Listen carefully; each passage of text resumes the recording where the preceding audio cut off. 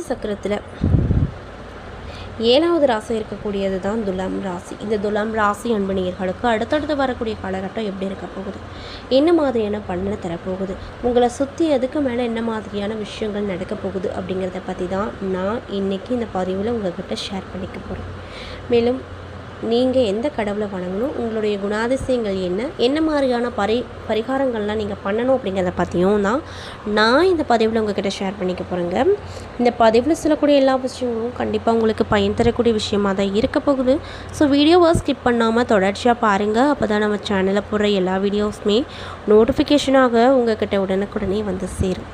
So இப்போ வாங்க நம்ம வீடியோக்குள்ளே போய் தெளிவாக பார்த்து தெரிஞ்சுக்கலாம்.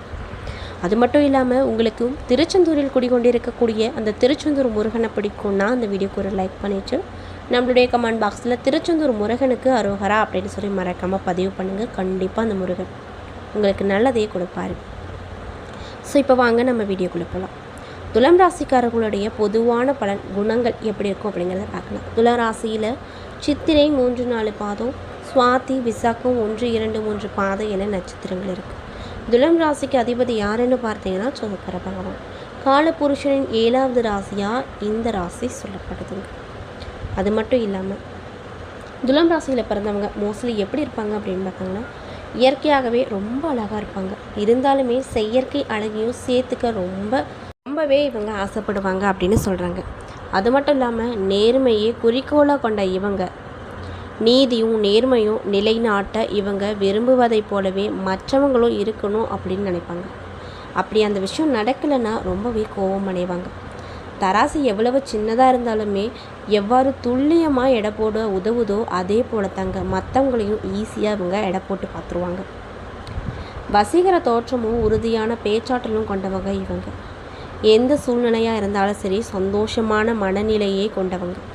எந்த ஒரு விஷயமா இருந்தாலும் சரி சிந்தித்து செயல்படுவாங்க. மேலும் கொடுத்த வாக்குறுதியினை எப்படியாவது காப்பாற்றி விடுவாங்க. வாக்கு சாதுரியத்தையும் அதிகமாக கொண்ட இவங்க பேசி ஜெயிப்பதில் இயலாத காரியமாகும். வெளி வட்டாரங்கள்லேயும் சரி நண்பர்கள் இடத்துலையும் சரி சரளமாக பேசும் இவங்க வீட்டில் ஒன்றுமே தெரியாதவங்க போல இருப்பாங்களாம். எதற்கும் சலிக்காமல் பாடுபட்டவங்க அப்படிங்கிறதுனால தோல்விகளை கண்டு துவண்டு விட மாட்டாங்க. மேலும் இந்த துலாம் ராசிக்காரர்களின் மன வாழ்க்கையானது திருமணத்துக்கு பின்னாடி சுபிக்ஷம் நிறைந்ததாக இருக்கும். அதற்கு காரணம் என்னன்னு பார்த்தீங்கன்னா அவங்க எப்படிப்பட்டாவது சௌகரியத்தை ஏற்படுத்தி கொள்ளுவாங்களாம். இவங்களுக்கு அமையும் வாழ்க்கை துணையும் நல்ல அறிவாற்றலோடு அமைதியான குணத்தோடு ஒருவரை ஒருவர் விட்டு கொடுக்காத பண்புடைய அமைவாங்களாம். இவங்களுடைய தேவைகளை முன்கூட்டியே அறிந்து வரவுக்கேற்ற போல குடும்பத்தை நடத்தி சிக்கனமாகவும் நேர்மையாகவும் நடத்துவாங்களாம். மேலும் துலாம் ராசியில் பிறந்தவங்களுக்கு பணவரவை பொறுத்த வரைக்கும் பணவரவுகள் ஏற்றத்தாழ்வுடையதாகவே இருக்கும். கையில் எவ்வளவு பணம் வருவதோ அதுக்கு முன்னாடி செலவுகள் இருக்கும். குடும்ப பொறுப்புகளும் அதிகமாக இருப்பதால் சேமிக்க இவங்களால் முடியாது. அப்படின்னாலும் கூட இவங்க தேவைக்கேற்றபடி பணவரவுகள் அப்படிங்கிறது வந்துகிட்டே இருக்கும். ஏழை எளியவர்களுக்கு இல்லை என்று வருபவர்களுக்கும் ஆதரவு கொடுப்பாங்க. சிறு வயதில் கஷ்டங்களை சந்தித்தாலும் பின்னர் தன்னுடைய வசதிக்காகவும் குடும்பத்தினருக்காகவும் வீடு மனை வண்டி வாகன வசதியை ஏற்படுத்திக்குவாங்க. நடு வயது வரை இவர்களது வாழ்க்கை போராட்டகரமானதாக தான் இருக்கும். தேவையற்ற செலவுகள் குறைப்பதால் மற்றவர்களுக்கு கடன் வாங்குவதையும் அதற்காக வட்டி கட்டுவதையும் தவிர்த்து கொள்ளலாம்.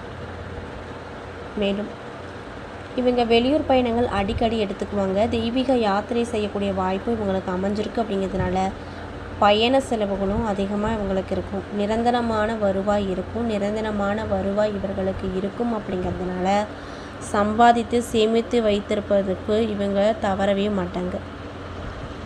மேலும் துலாம் ராசியில் பிறந்தவங்களுக்கு புத்திர பாக்கியம் சற்று தாமதமாக தான் கிடைக்கும். அப்படி இருந்தாலுமே பெண் குழந்தைகள் யோகமாக இருக்கும்.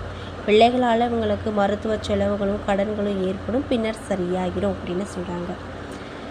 இப்படிப்பட்ட அன்பு நேயர்களுக்கு இந்த காலகட்டம் என்ன மாதிரியான பலனை தரப்போகுது, என்ன விஷயத்தில் ரொம்ப கவனமாக இருக்கும், என்னென்ன விஷயங்கள்லாம் பரிகாரமாக சொல்லியிருக்காங்க அப்படிங்கிறத பார்க்கலாம். மேலும் உங்களுக்கு என்ன மாதிரியான விஷயங்களும் அதிர்ஷ்டம் தரக்கூடியவை பார்த்தீங்கன்னா அதிர்ஷ்டம் தரக்கூடிய எண்கள் என்னென்னா 4, 5, 6, 7, 8. அதிர்ஷ்டம் தரக்கூடிய நிறம் வெள்ளை பச்சை.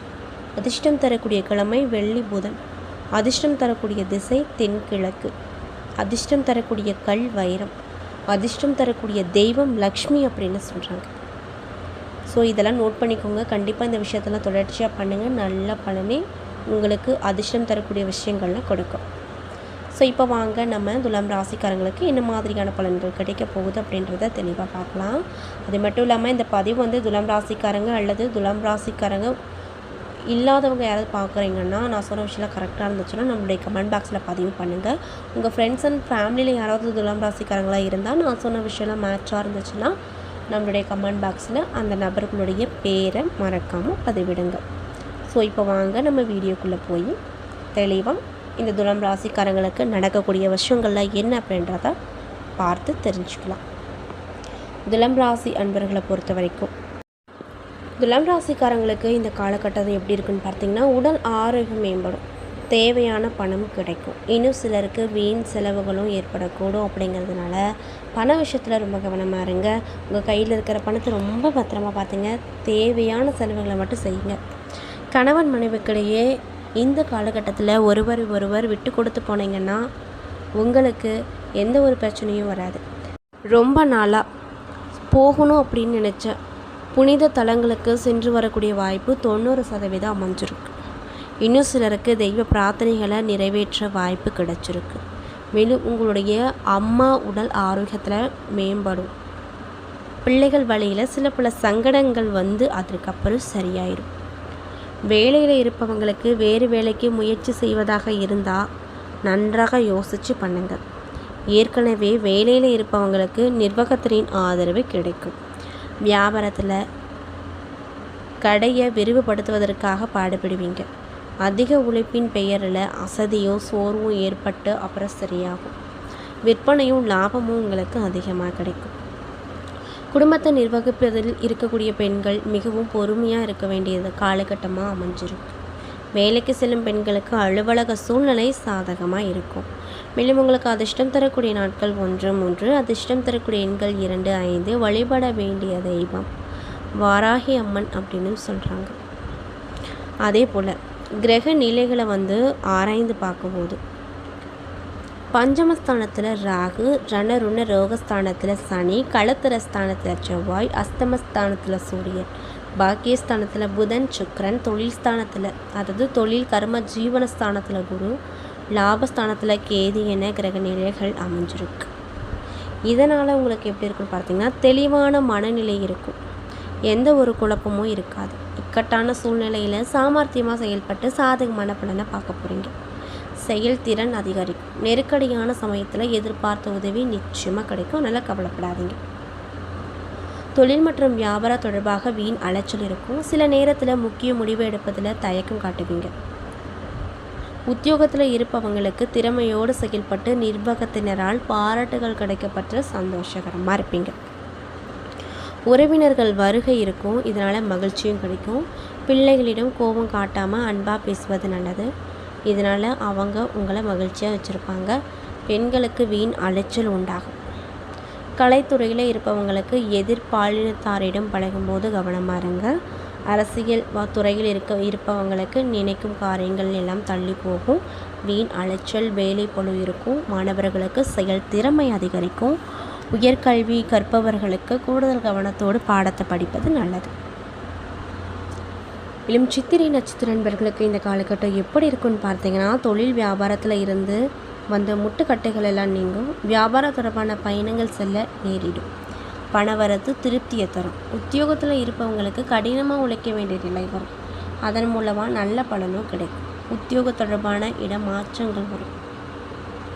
மேலும் சுவாதி நட்சத்திர நண்பர்களுக்கு இந்த காலகட்டம் எப்படி இருக்குன்னு பார்த்தீங்கன்னா, குடும்பத்தில் இருப்பவங்க வீண் வாக்குவாதங்களில் ஈடுபடலாம். எனவே கவனமாக இருப்பது நல்லது.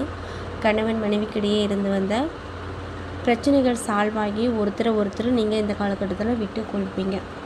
குழந்தைகளின் முன்னேற்றத்தில் அக்கறை காட்டுவீங்க. சாதுர்த்தியமான பேச்சின் மூலமாக காரியத்தில் வெற்றி கிடைக்கும். பிரிந்து சென்றவங்க மீண்டும் தேடி வரலாம். மேலும் விசாகம் 1, 2, 3 பாத நட்சத்திர நண்பர்களுக்கு இந்த காலகட்டம் எப்படி இருக்குன்னு பார்த்தீங்கன்னா, நண்பர்கள் உறவினர்களிடம் பக்குவமாக பேசுவது நன்மையை கொடுக்கும். எந்த காரியத்திலும் சாதகமான பலனை பெற வாக்குவாதங்களை தவிர்ப்பது நல்லது. பயணங்களின் போது கவனமாக இருங்க. எடுத்த காரியங்களில் வெற்றி பெற கூடுதலாக உழைக்க வேண்டிய நிலை வரும்.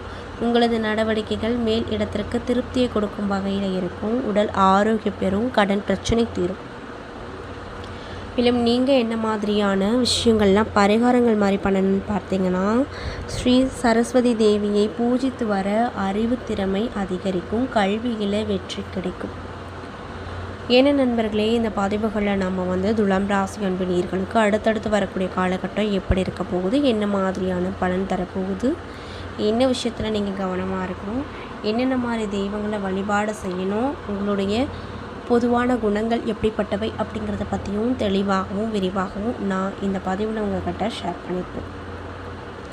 இந்த பதிவில் சொல்லியிருக்கக்கூடிய எல்லா விஷயமும் கண்டிப்பாக உங்களுக்கு பயன் தரக்கூடிய விஷயமாக தான் அமைஞ்சிருக்கும்.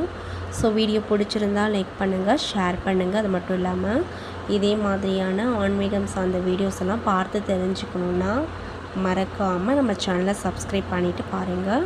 அப்போ தான் நம்ம சேனலில் போடுற எல்லா வீடியோஸுமே நோட்டிஃபிகேஷனாக உங்கள்கிட்ட உடனுக்குடனே வந்து சேரும். நன்றி.